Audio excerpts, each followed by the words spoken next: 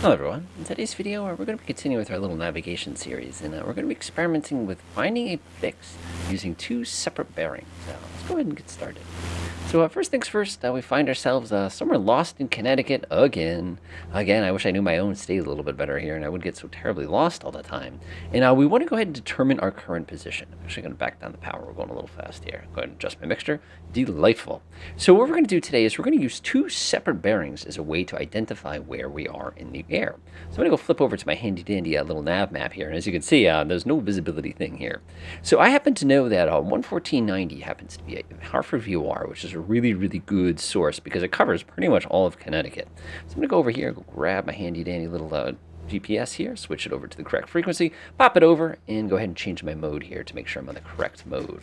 So what I'm going to do is I'm going to go swing the sucker around and get a general idea of where I'm coming from. You don't want to, you want from. Now the interesting thing is that what this is saying is we're flying away from Hartford on a bearing of, it looks like about 329. So go ahead and pause real quick, go pop over to Hartford VOR. I'm going to go ahead and start a point from that position. And we said 329 are magnetic. So let me go ahead and undrag this thing about as accurately as I possibly can. Go ahead and pull that all the way. By the way, beware of magnetic deviation. That can definitely mess up all your beautiful calculations. Go ahead and click there. So we know we're somewhere along this line. Yes, we have a DME. We can do this quickly. But what we want to do is we want to find another bearing source that we could use to actually identify where on this line we are. Now, we have a couple different selections here. We can obviously pick Barnes, which is not too bad. That's another VOR. We could also select Great Barrington NDB station at 395 degrees. I'm actually going to go ahead and pause this in the air real quickly and see if we can actually acquire that. That'd be pretty wild if we can do this. Let's go 398. Go ahead and swap. Let's see if we can get ourselves a bearing. It would have been fun if it worked. It happens. It's no big deal. So what we're going to have to do is instead pick a different VOR station for this purpose. So I'm going to go ahead and go with Barnes here. This is at 113.00. 113. We'll go set this to 00. Swap it over. And let's see. Oh, there we go. Again, we're interested in the to bearing, not the from bearing. The from bearing, I'm sorry, not the to bearing. I do that to myself every single time, I swear. Alrighty here. And perfect. We can see we are at 221 degrees. So I'm going to right click right here. I'm going to go ahead and say measure distance. We're going to take 221 degrees, which is going to be about, remember, this is going to be magnetic. It's not going to be true. You got to be very careful, which puts our current position right where these two lines are going to intersect.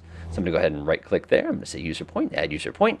We'll call this a fix one. I'll make this a temporary point. I'll press OK, and then you can see that this is my current position. All right, let's see how close we were. Not bad. You can see that this method of triangulation is extremely accurate. Now, I know what you're probably saying. You're saying, well, wait a minute, you cheated. You're paused. You know, that takes a little while to go ahead and make those calculations quickly. The answer is absolutely it takes a little while, which is why I recommend you using both of these CDIs simultaneously. Let me show you how to do that. I'm going to come down here. I'm going to set this one to 114.90. I'm going to leave this one at 113. So watch this. The real plane, by the way, you can do this with both hands at the same time. Remember, we want the to bearing, the from bearing, not the to bearing. And go swing it around, wait for the needle to jiggle. And we go ahead and get that as close as we can. Go jiggle this one a couple notches. Jiggle this one and pause. So now at that exact moment in time, we know that our bearing from was, as you can see here, about 325 degrees. We know our bearing from the other station was 324 degrees. We can now go back and then recalculate everything using our plotter. And like you can already see, everything has gently shifted to go ahead and create our next position.